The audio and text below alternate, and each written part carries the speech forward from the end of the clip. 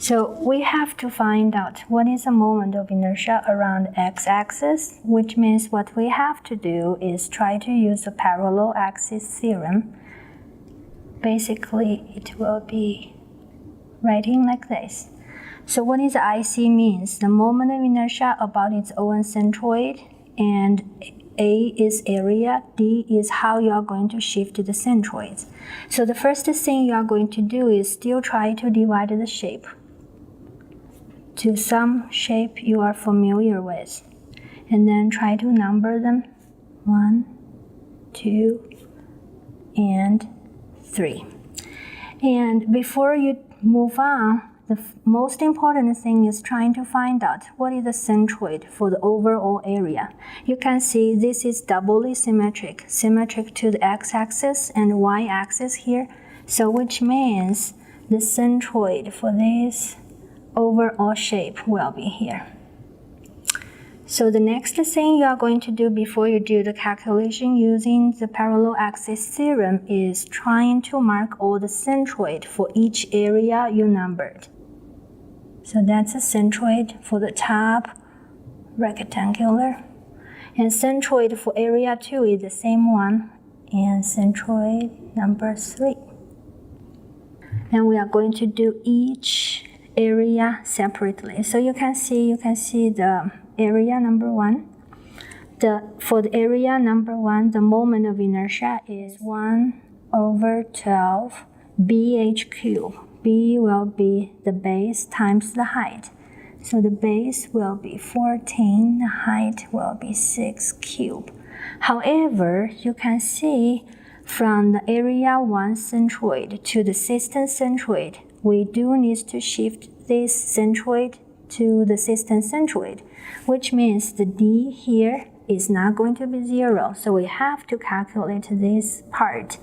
So the area for the area 1 will be 14 by 6. That's area. And then we have to calculate what is the movement, how you are going to shift this centroid to the system centroid. So based on the calculation, you can see that's going to be half of the 6 and then plus half of the 18. That's going to be 9 inch. And don't forget the square.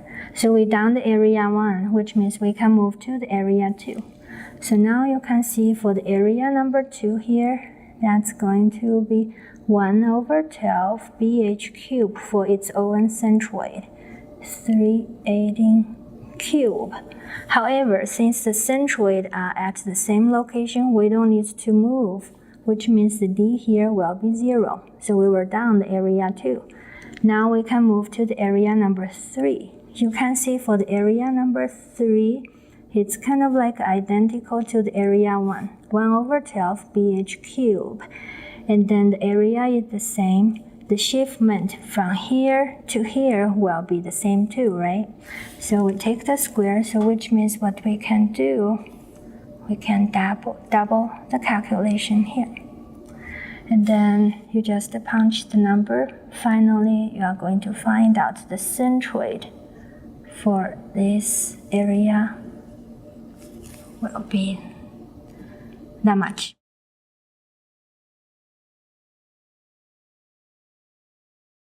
Okay, so I'm going to introduce another way to solve the moment of inertia around x-axis. We are still going to use parallel axis theorem. However, this time we are going to consider we had a big box, and then we are going to take off smaller areas on both sides, and finally you have the I-beam. So the steps are almost like the same. What you have to do is mark the system centroid. So you can see for the centroid with this big square is in the middle.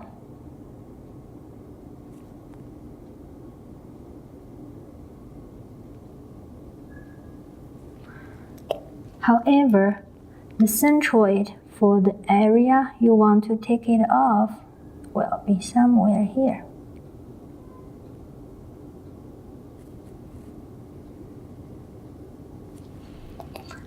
So now we are going to still use parallel axis theorem.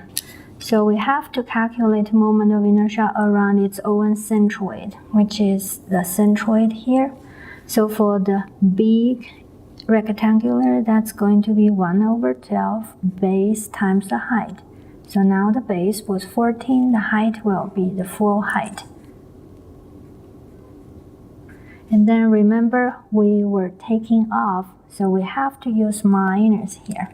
We take off the first area here. That's going to be 1 over 12. So the base here will be 14 minus 3 divided by 2. H height will be 18. So now let's take a look at here. We finished to calculate the centroid. I see a moment of inertia about its own centroid, and we have to calculate, do we need to shift the centroid, the blue centroid, to the red mark here.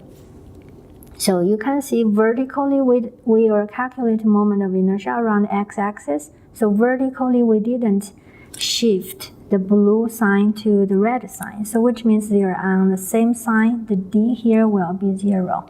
So that's why the AD square here is equals to 0. So we can move to another area we have to take off. And you can see it's pretty much identical. So which means what we have to do is just double the area we have to take off.